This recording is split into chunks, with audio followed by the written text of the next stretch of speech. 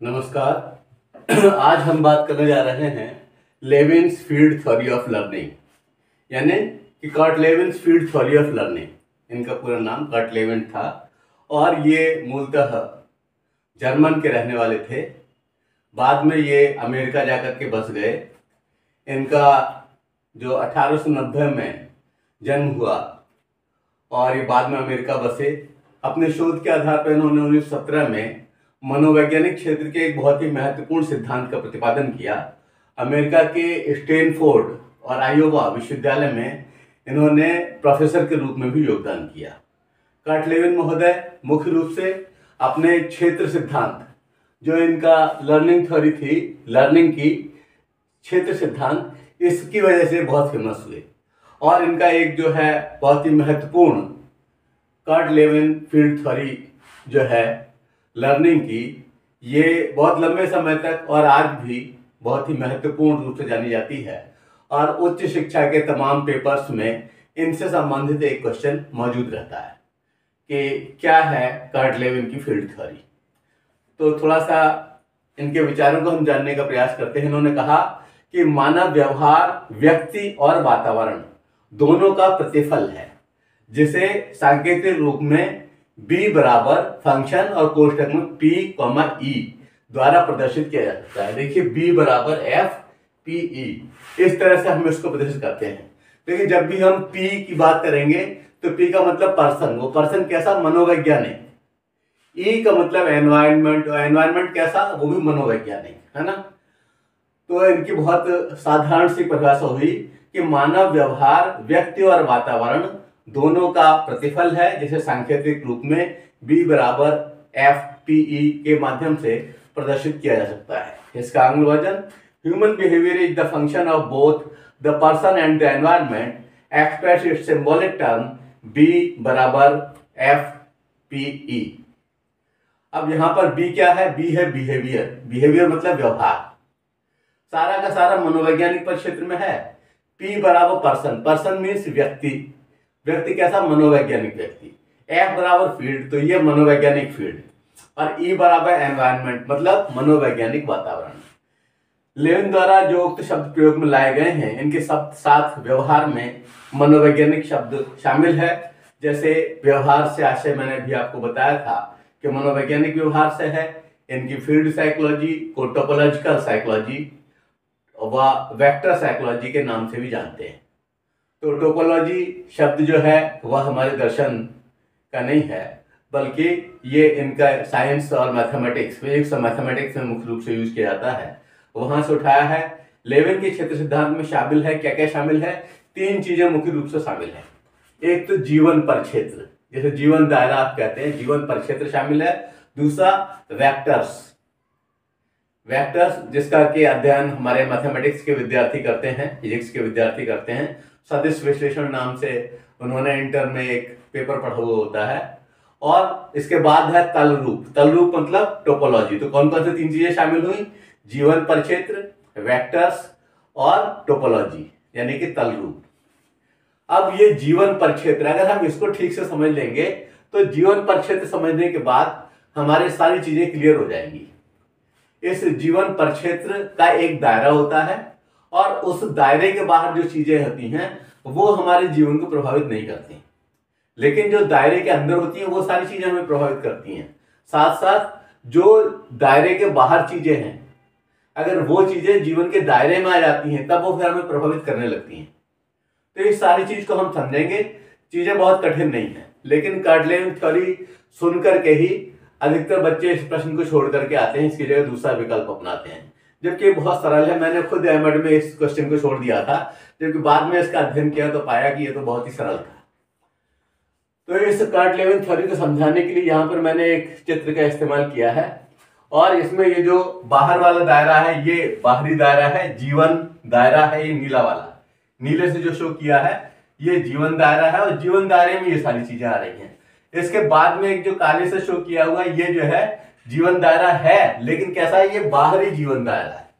तो अब इस जीवन दायरे के अंदर हमने जो यहाँ पर काम कर रहे हैं, इसमें वेक्टर्स है, वेक्टर्स में शक्ति है और इसको जो है कर्षण भी कहा जाता है। कर्षण यानी अब ये कर्षण दोनों तरह का हो सकता है, पॉजिटिव भी हो सकता है, नेगेटिव भी हो सकता है। तो वेक्टर्स व कर्षण, इसके बारे में बात करें, पहले हम ये समझ लें कि वेक्टर यानी कि ये प्रेरक शक्ति, और इसके बाद फिर मनोवैज्ञानिक व्यक्ति। मनोवैज्ञानिक व्यक्ति के सामने क्या होगा, ये बाधाएं आएंगी। उसका अपना जो लक्ष्य है उसको प्राप्त करने के लिए बहुत सारी बाधाएं आएंगी। वो फिर एक ऐसे क्षेत्र में रहेगा जो कि पीई मतलब पी साइकोलॉजिकल, ई मतलब एनवायरनमेंट, तो मनोवैज्ञानिक एनवायरनमेंट से प्रभावित होगा और जो उसके बैरियर्स होंगे उनसे प्रभावित होगा। लेकिन अगर वो लगा रहता है तो अंत में क्या करेगा, लक्ष्य को प्राप्त कर लेगा। तो इसमें हम देख रहे हैं सबसे पहले वेक्टर्स के बारे में हम बात करते हैं कि वेक्टर्स व कर्षण से मतलब क्या है। लेविन ने अपने क्षेत्र सिद्धांत को समझाने में जो वेक्टर्स और कर्षण का प्रयोग किया है उसका आशय यह है कि मानव के जीवन परिक्षेत्र में दो तरह की शक्तियां कार्य करती हैं, जिनको हम सकारात्मक कर्षण शक्ति और नकारात्मक कर्षण शक्ति कह सकते हैं। जो शक्तियां पॉजिटिवली मनुष्य के लक्ष्य की प्राप्ति में सहायक होती हैं उन्हें हम कहते हैं सकारात्मक कर्षण शक्ति, और जो उस लक्ष्य की प्राप्ति में सहायक नहीं होती हैं और उससे दूर ले जाने वाली व्यवस्थाएं होती हैं उन्हें हम कहते हैं नकारात्मक कर्षण शक्ति। तो ये सकारात्मक कर्षण शक्ति क्या है, नकारात्मक कर्षण शक्ति क्या है, ये जो है समझ में आ गई होगी। प्रेरक शक्ति वहां पर लिखा हुआ है, तो मोटिवेशन भी आप जानते हैं कि पॉजिटिव और नेगेटिव दोनों तरह का होता है। इन विशिष्ट कर्षण शक्तियों की वजह से व्यक्ति लक्ष्य की ओर या लक्ष्य से दूर भागता है। इनके प्रभाव से ही लक्ष्य की प्राप्ति की दिशा में बढ़ने हेतु पर्याप्त प्रोत्साहन मिलता है, प्रेरणा मिलती है, या फिर विपरीत दिशा या हतोत्साहन या अवसाद या डर, इस तरह की चीजें आती हैं। ये सब होता है किससे है, केवल इसी वजह से, इन कर्षण की वजह से। कर्षण है कैसा, पॉजिटिव है तो प्रगति उस दिशा में लक्ष्य की ओर, और अगर नेगेटिव है तो फिर हतोत्साह। तो ये चीज हमें समझ लेनी है, चीज बहुत कठिन नहीं है। ये वेक्टर जो है, जो प्रेरणा की शक्ति है, ये कर्षण जो है दो तरह का, पॉजिटिव और नेगेटिव। पॉजिटिव हमें लक्ष्य को प्राप्त कराने वाला, गोल को प्राप्त कराने वाला, और नेगेटिव गोल से दूर ले जाने वाला। ये मैं समझ रहा हूं ये बात समझ में आ गई होगी।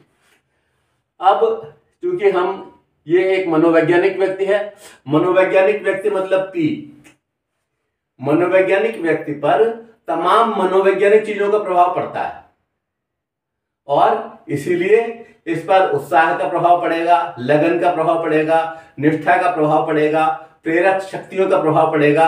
जो बात कही जाएगी वो अगर उसे दिशा दे रही होगी तो उस दिशा में बढ़ने का उसे प्रभाव पड़ेगा। कोई उससे आकर के डरा रहा है तो उसका भी प्रभाव पड़ेगा। कहने का मतलब यह है कि ये व्यक्ति मनोवैज्ञानिक है, इसके अंदर मन है। मन मीन्स ब्रेन फंक्शनिंग। इसके ब्रेन फंक्शनिंग को जो पॉजिटिवली प्रभावित किया जा सकता है और नेगेटिवली भी प्रभावित किया जा सकता है।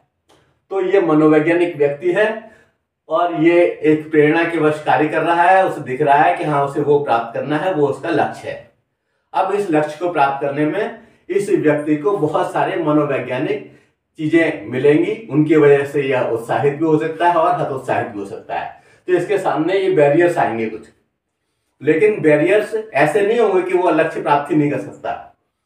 लक्ष्य की प्राप्ति के लिए वो इन बैरियर्स को पार करेगा, और उसके लिए जो एनवायरनमेंट मिलेगा, पीई मतलब जो एनवायरनमेंट है, साइकोलॉजिकल एनवायरनमेंट, वो एनवायरनमेंट कैसा है और किस तरह से प्रभावित कर रहा है, इसका असर इस जीवन दायरे में रहने वाले व्यक्ति के ऊपर पड़ना ही पड़ना है।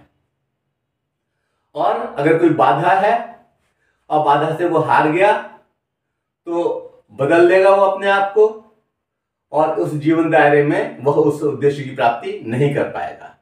तो ऐसी स्थिति में यह व्यक्ति, इसीलिए कहा गया कि प्रेरणा पॉजिटिव भी हो सकती है और नेगेटिव भी हो सकती है। तल रूप, टोपोलॉजी क्या है? यह अवधारणा लेविन महोदय को गणित के परिक्षेत्र से प्राप्त हुई। गणित में तल रूप प्रदर्शन, ज्यामितीय आकृतियों का प्रयोग, और इसी अभिव्यक्ति को भीतरी और बाहरी यानी कि इनसाइड और आउटसाइड तथा सीमा रेखा, बाउंड्री द्वारा जो है हम प्रदर्शित करते हैं। ज्यामिति में, ज्योमेट्री जिन लोगों ने पढ़ी देखा होगा, कौन किसके बाहर, कौन किसके अंदर, कौन किसके भीतर, कौन किसके पीछे, इसी कारण टोपोलॉजी की भाषा में अंडाकार आकृति, गोल आकृति और अनियमित बहुभुज में इनकी रचना और आकृतियों में इतनी विविधता होने के बावजूद भी कोई अंतर नहीं माना जाता। लेविन ने टोपोलॉजी की अवधारणा को मानव के जीवन परिक्षेत्र में प्रत्यक्षीकरण और अंतः क्रियाओं के परिणाम स्वरूप विविध बदलावों को दिखाने के लिए बहुत अच्छा उपयोग किया। असल में ये चीज समझने वाली है कि अगर आकृति कैसी भी है, मान लीजिए अंडाकार है, मान लीजिए बहुभुज है, और मान लीजिए चौकोर है, मान लीजिए गोलाकार है। अब जरा इन सबको मानने के बाद एक चीज को और ध्यान करें कि अगर मान लीजिए ये एक रबड़ की छल्ला है हमारे पास, रबड़ के छल्ले को हमने इस तरह से बिछाया तो ये इस तरह का हो गया। ऐसे यहाँ पे कीले लगी हुई थी, हमने इसमें फंसा दिया तो ये आकृति हो गई। एक यहाँ पर इस तरह की आकृति इस तरह की हो गई, और गोल उसमें रखा थी इस तरह की आकृति हो गई। है क्या है? वही रबड़ का छल्ला। अगर मान लीजिए हम कोई तार का इस्तेमाल कर रहे हैं या किसी चीज का इस्तेमाल कर रहे हैं जिसको कि हम उसी को ही पिचका करके या अलग अलग तरह के क्षेत्र के रूप में हम दिखा रहे हैं, लेकिन एक्चुअली जो उसके अंदर का जो क्षेत्र है, परिक्षेत्र है, वो उतना ही रहेगा, वो बराबर ही रहेगा। वो यही कहना चाह रहे हैं। लेविन ने टोपोलॉजी की इस अवधारणा को मानव के जीवन के परिक्षेत्र में प्रत्यक्षीकरण और अंतः क्रियाओं का परिणाम स्वरूप विविध बदलावों को दिखाने के लिए बहुत अच्छा प्रयोग किया। अब हम बात करते हैं लर्निंग एंड आउटकम्स किसके? लेविन्स फील्ड थ्योरी के। लेविन्स फील्ड थ्योरी के हम इस पर बात करें उससे पहले हम इस चीज को अगर अच्छी तरह समझ लेंगे तो हमारी पूरी लेविन थ्योरी क्लियर हो जाएगी कि लेविन्स थ्योरी में है क्या। देखिए ये जो है, ये बाहर जो आप एक काला राउंड देख रहे हैं, ये क्या है? ये जीवन का बाहरी दायरा है। जीवन दायरा कैसा है? बाहरी घेरा है। और ये जो है, ये जीवन दायरा है वास्तविक। कोई भी वेक्टर यानी कि प्रेरक शक्ति कार्य करती है इस मनोवैज्ञानिक व्यक्ति पर, बहुत सारी बाधाएं आती हैं, एनवायरनमेंट उसको मिलता है साइकोलॉजिकल, और उन बाधाओं के बाद भी वो इस लक्ष्य की प्राप्ति कर लेता है। ये चीज समझने वाली है। अब आप इसको एक और तरह समझो। अगर मान लो ये बाहर वाला जीवन दायरा है, हम लोग क्लासरूम के बाहर एक बहुत बड़ा सांप आ जाए तो उससे हमारे लर्निंग में कोई बाधा आएगी? हमें पता ही नहीं है कि बाहर क्या हो रहा है। और जब हम उस बाहरी दायरे से बिल्कुल प्रभावित ही नहीं हो रहे हैं तो अंदर के हमारा सारा अधिगम व्यवस्थित रूप से चलता रहेगा। अगर लेकिन मान लीजिए वही सांप इसमें आ जाए, इस दायरे में, और वो हमें दिखाई देने लगे, तो क्या लर्निंग उस तरह की चल पाएगी? नहीं चल पाएगी। इसी तरह से जब मान लीजिए विद्यार्थी बैठे हुए हैं और उनके नीचे से एक सांप रेंगता हुआ जा रहा है, किसी को पता नहीं है। पता नहीं है तो वो जीवन दायरे में नहीं है, और पता नहीं है तो उसका कोई दुष्प्रभाव भी नहीं पड़ेगा और हमारा अधिगम सुचारू रूप से चलता रहेगा। लेकिन अगर पता चल जाता है तब इसका हमारी लर्निंग पर इम्पैक्ट आएगा। तो कहने का मतलब यह है कि इस जीवन दायरे में यह साइकोलॉजिकल व्यक्ति इस प्रेरक शक्ति की वजह से इस लक्ष्य की प्राप्ति के लिए प्रयास करता है। अपने साइकोलॉजिकल एनवायरनमेंट में बाधाएं आती हैं, लेकिन अंततः वो लक्ष्य को प्राप्त करता है ना। और ये एक बड़े ही व्यवहारिक ढंग से समझाने का प्रयास है, तो इसमें वो प्रभाव प्राप्त कर लेता है। और ये भी तो हो सकता है कि वो प्राप्त न कर पाए, क्योंकि जो पीई है, जो साइकोलॉजिकल एनवायरनमेंट है, वो उसको इस तरह का मिले कि हतोत्साहन देने वाला हो। तो आइए हम लर्निंग आउटकम्स पर विचार करते हैं लेविन्स फील्ड थ्योरी के। अधिगम का संबंध मानव के व्यवहार में आने वाले परिवर्तन से है। ध्यान रखना है, मानव के व्यवहार में आने वाला परिवर्तन, बिहेवियर में क्या चेंज आ रहा है, उस पर इनका असर पड़ता है। किसका? इस मनोवैज्ञानिक व्यक्ति हो चाहे मनोवैज्ञानिक वातावरण हो, तो इसका प्रभाव किस पड़ता है? उसके व्यवहार में पड़ता है। तो अधिगम का संबंध मानव के व्यवहार में आने वाले परिवर्तन से है। व्यक्ति के व्यवहार में होने वाला यह परिवर्तन क्षेत्र सिद्धांत के आधार पर इसको हम समझाने का प्रयास कर रहे हैं, और इसको इस तरह से समझाया जा सकता है। लेविन यह मानते हैं कि प्रत्येक व्यक्ति का एक जीवन दायरा होता है, जिसको हमने यहाँ पर नीले से दिखाया हुआ, और उसी के मनोवैज्ञानिक दायरे में वह विचरण कर रहा होता है। जो पीई लिखा हुआ है यानी कि साइकोलॉजिकल एनवायरनमेंट, विचरण कर रहा होता है। अपने जीवन दायरे के बारे में उसका खुद का प्रत्यक्षीकरण होता है। अपनी इसी संज्ञानात्मक संरचना के आधार पर उसे तत्कालीन परिस्थिति, उसमें लक्ष्य प्राप्ति की जाने वाली क्रियाओं का बोध होता है। इस लक्ष्य प्राप्ति हेतु उसे मनोवैज्ञानिक तनाव होता है, जो दो तरह से दूर हो सकता है। दो तरह से, किस तरह से? एक तो ये कि या तो उसे लक्ष्य की प्राप्ति हो जाए, और दूसरा ये कि या उसे लक्ष्य की प्राप्ति न हो। तो ऐसी स्थिति में क्या करेगा? वो अपने इस जीवन दायरे को पुनः व्यवस्थित करेगा और वो सोचेगा कौन कौन सी कमियां रह गई, तो उन कमियों को दूर करते हुए वो दोबारा से प्रयास कर सकता है। और एक और भी व्यवस्था हो सकती है कि या तो उसने इस तरह से चेंज कर लिया अपने आप को, और या फिर इसको बिल्कुल छोड़ सकता है। जैसे मान लीजिए कोई व्यक्ति आईएएस की तैयारी कर रहा था। अब आईएएस की तैयारी करते हुए उसने ये सारी चीजें मौजूद थी और लक्ष्य उसका वो था आईएएस बन जाना, लेकिन वो नहीं बन पाया। अब नहीं बन पाया, अब वो सोच रहा है कि क्या मैं केवल इसी एक ही चीज पर लगा रहूं या फिर अपना क्षेत्र बदल दूं। तो वो जो है साइकोलॉजिकल एनवायरनमेंट, उसको वो चेंज भी कर सकता है और वो ये तय कर सकता है कि मैं अब आईएएस नहीं बनूंगा, मैं डिग्री कॉलेज का प्रोफेसर बनूंगा या मैं कुछ और बनूंगा। और फिर वो उसके हिसाब से अपने पूरे इस जीवन दायरे को चेंज कर लेगा। उसी तरह की फिर प्रेरक शक्तियां कार्य करेंगी, उसी तरह का वह व्यक्ति हो जाएगा और उसी तरह का उस तरह का एनवायरनमेंट जो है वो बना लेगा, और उसके बाद फिर इस जीवन दायरे में काम करके अपने उस लक्ष्य को, गोल को प्राप्त कर लेगा। अधिगम की यह मनोदशा लेविन के अनुसार यह सिद्ध करती है कि लक्ष्य प्राप्ति हेतु परिस्थिति व समय पर व्यक्ति अपने जीवन दायरे में परिवर्तन करता है, और इसके तीन जो है वो आधार होते हैं। किस आधार पर जो है वो तय करता है कि हाँ अब चेंज किया जाए और जीवन दायरे को परिवर्तित किया जाए। असल में चाहे बच्चा धीरे धीरे करके बड़ा हो रहा हो, या व्यक्ति धीरे धीरे समझदार हो रहा हो, या फिर जीवन दायरे में परिवर्तन की आवश्यकता महसूस की जा रही हो, इसके पीछे तीन कारण ही काम करते हैं। एक बात तो यह है भेदीकरण, डिफरेंशिएशन। उसे भेद करना आ जाता है कि हाँ ये अंतर है और इस भेद की वजह से यह क्षेत्र मेरे लिए उपयुक्त है या नहीं है, यह जीवन मेरे जीवन दायरे में ये चीजें नहीं है। ऐसी स्थिति में अगर हम इस तरह का चेंज करेंगे तो हम अपना लक्ष्य, अपना गोल परिवर्तित करेंगे और साफ रूप से तय कर पाएंगे कि हाँ इसकी वजह से हमको ये चीज प्राप्त हो ही नहीं सकती है। अगर मान लीजिए रेगिस्तान में रहने वाला व्यक्ति और वहां पर गन्ने के उत्पादन की सोचता है, तब फिर क्या करेगा? वो सोचे, पहले तो सोच लेगा, लेकिन बाद में जब वो पता चलेगा कि इसके लिए पानी की इतनी अधिक आवश्यकता होती है, तब फिर उस तरह के क्षेत्र में होना चाहिए। जब वो भेद करेगा कि हाँ अरे नहीं इसके लिए क्षेत्रीय ऐसा होना चाहिए, तब फिर या तो वो उस जगह को छोड़ आएगा, ऐसी जगह पे आके जहां उसका उत्पादन किया जा सके, या फिर वहां पर वो अपने आप को चेंज कर लेगा और कहेगा नहीं यहाँ पर ये चीज संभव ही नहीं है। दूसरी बात सामान्यीकरण, जनरलाइजेशन।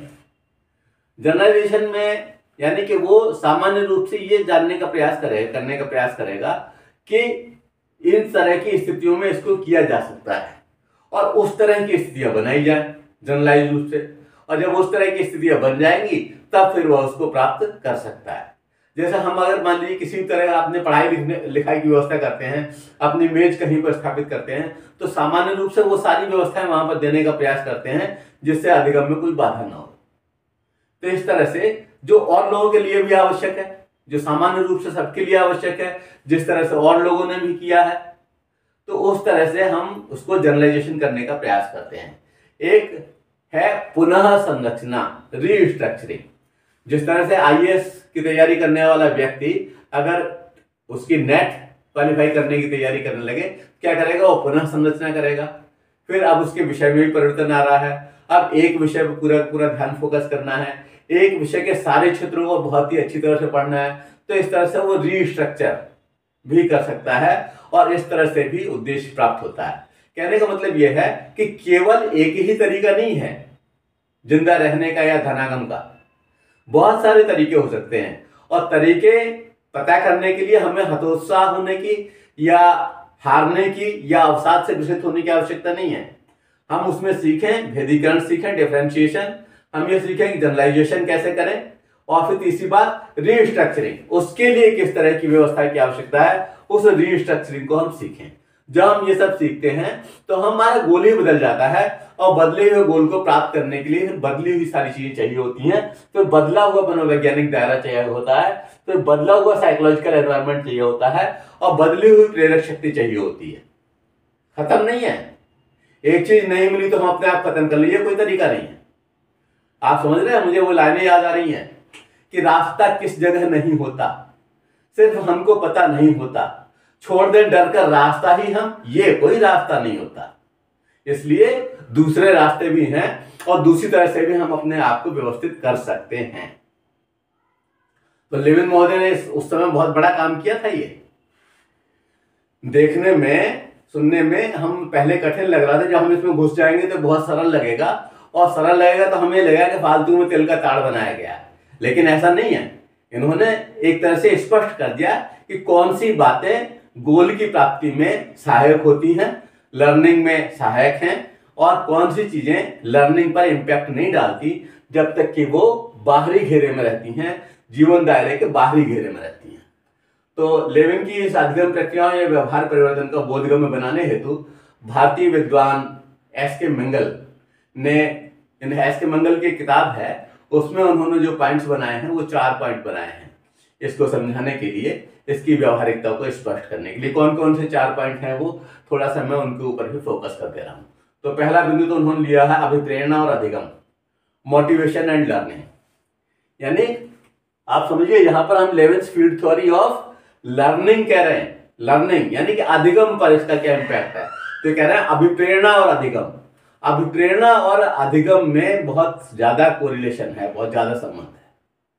अगर हमें प्रेरणा मिल रही है और वो सकारात्मक दिशा में मिल रही है तो निश्चित रूप से हम उससे इतने अधिक प्रभावित हो सकते हैं कि जब तक उद्देश्य की प्राप्ति न हो जाए हम रुके ही नहीं।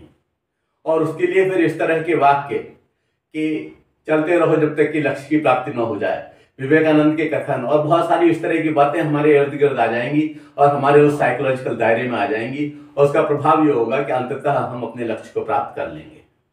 दूसरी बात, समस्या समाधान योग्यता का विकास, development of problem solving ability.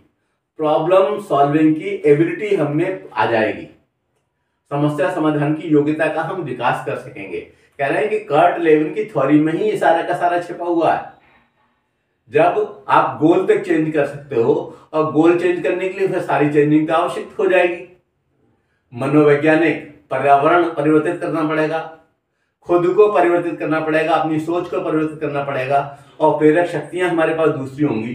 तो इस तरह से क्या होगा, समस्या समाधान की योग्यता का विकास हो जाएगा। और हम ऐसा नहीं करेंगे कि एक बार हार गए तो हार गए, अब कुछ जीत ही नहीं सकते, ऐसा नहीं सोचेंगे। फिर हम एक मजबूत व्यक्ति होकर के उभरेंगे। अगली बात, आदत का निर्माण। हमारी आदतें फिर उसी हिसाब से हो जाएंगी। एक छोटा बच्चा होता है और वो जिस तरह का बिहेवियर कर रहा होता है, बाद में जो बाहरी दायरे में वो लोग उसे समझा रहे हैं और वो उसके जीवन दायरे में जब चीज आती है वो उस तरह से प्रदर्शन करने लगता है और उसकी आदतें बदलने लगती हैं। तो इस तरह से आदतों का निर्माण भी इस कर्ट लेविन की फील्ड थ्योरी से प्रभावित है, आदतों का निर्माण। एक और बात कि अधिगम व बौद्धिकतापूर्ण व्यवहार, लर्निंग एंड इंटेलिजेंट बिहेवियर। जो जो हमें अधिगमित होता रहता है त्यों त्यों हमारे व्यवहार में चेंज होता रहता है। आप समझिए, ये देखने में जो छोटा सा फार्मूला दिख रहा है ना आपको, B बराबर FPE। P मतलब पर्सन, साइकोलॉजिकल पर्सन, मनोवैज्ञानिक व्यक्ति, और ये मनोवैज्ञानिक वातावरण, ये बहुत ही महत्वपूर्ण है। इन दोनों के मिलने से हमारे व्यवहार में परिवर्तन होता ही होता है। थ्योरी ये कर्ट लेविन महोदय की ही है। एस के मंगल ने अपने उन शब्दों से उसे और अधिक सरल और बोधगम्य बनाने का प्रयास भर किया है। तो अधिगम व बौद्धिकतापूर्ण व्यवहार यानी कि लर्निंग एंड इंटेलिजेंट बिहेवियर, इस पर भी इसका इम्पैक्ट कर्ट लेविन थ्योरी का साफ साफ दिखाई पड़ रहा है। और जीवन के तमाम क्षेत्र में हम व्यक्ति रहते हैं, और व्यक्ति जो मन को धारण करता है, जिसकी ब्रेन फंक्शनिंग है, जो किसी उद्देश्य के प्रति समर्पित है, जो साइकोलॉजिकल एनवायरनमेंट से प्रभावित है। तो आप समझिए, हम इससे बच करके नहीं जा सकते।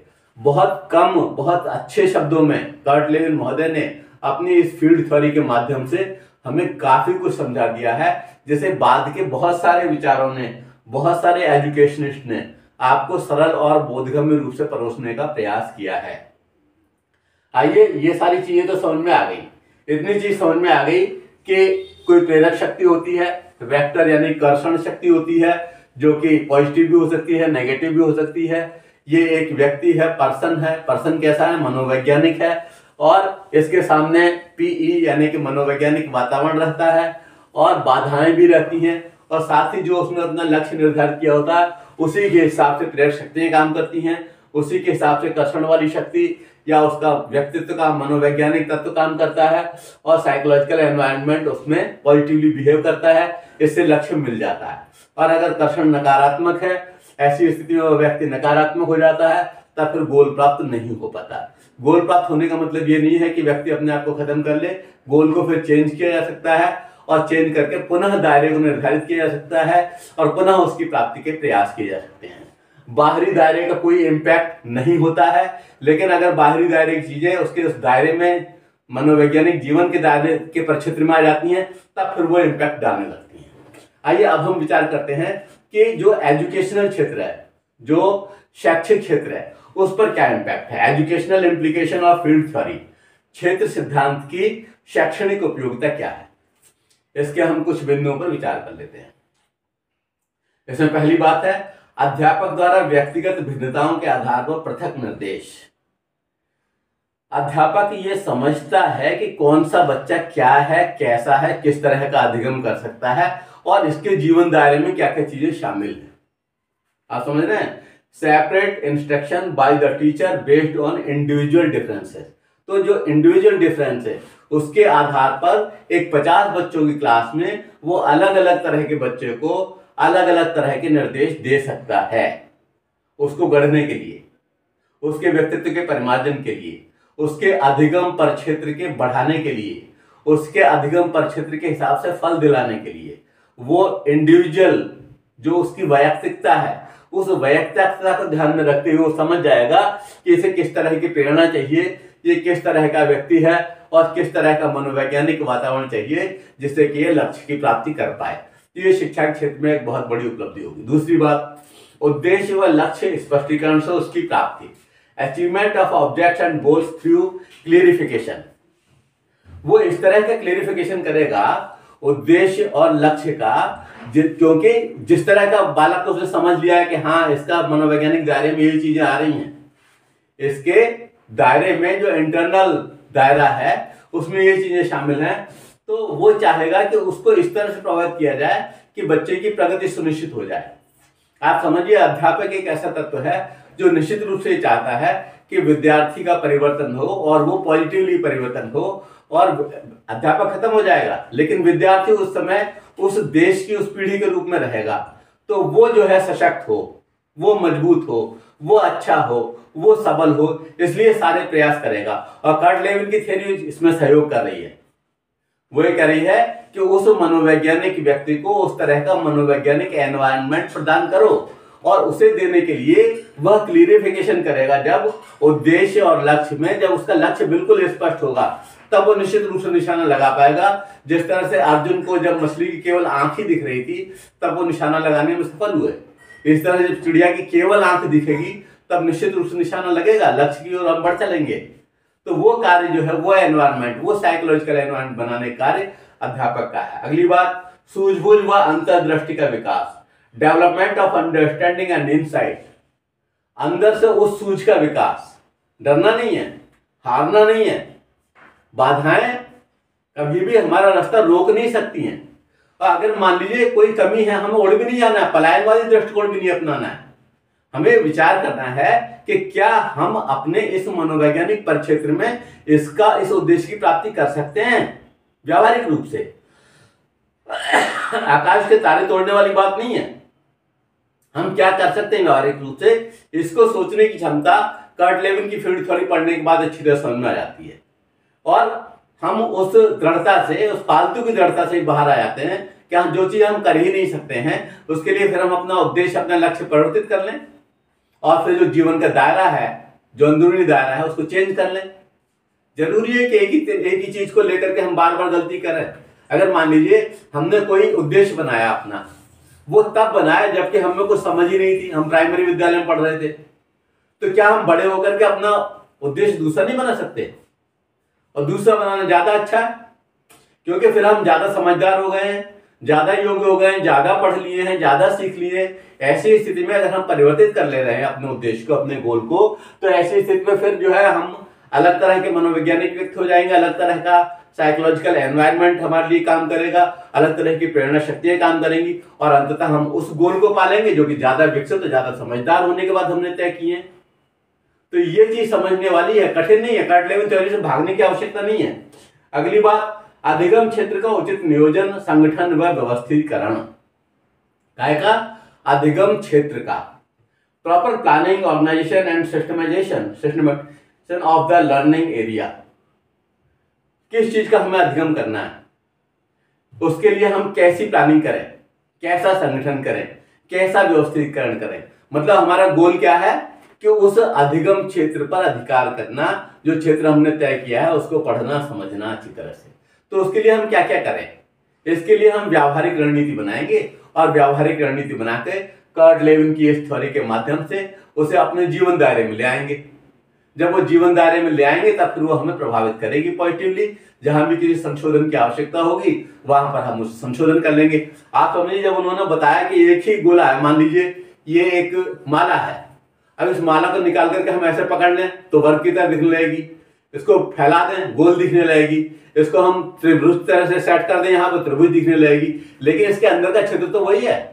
तो इसलिए जो है ये इन्होंने तल रूप इससे समझाने का प्रयास किया, इस इलिप्टिकल बॉडी, बहुभुज से, वर्ग से या फिर गोलाकार आकृति से, कि जो बनाने वाली उसको चीज है वो तो वही है, उसका परिक्षेत्र तो वही है, इसमें कोई बेसिक अंतर नहीं है। यहाँ पर शक्लें भले ही आपको इसके अलग अलग दिख जाए, इस तरह से हम लोगों के अलग रंग रूप सब कुछ हो सकता है, लेकिन जब हम कार्य करना शुरू करते हैं और हमारी प्रॉपर प्लानिंग हो, प्रॉपर ऑर्गेनाइजेशन हो, तो ऐसी स्थिति में फिर हम निश्चित रूप से व्यवस्थित अपने आप को कर लेंगे और गोल हमें प्राप्त होगा ही होगा।